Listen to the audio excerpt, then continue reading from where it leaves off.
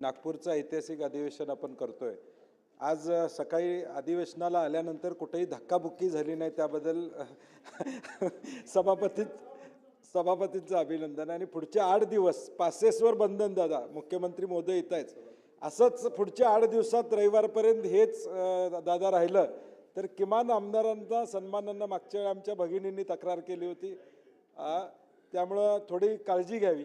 आणि दुसरी एक सभापती महोदय, मुख्यमंत्री महोदय येत आहेत. काल इंडिगोमुळं अनेकांना त्रास झालेला आहे.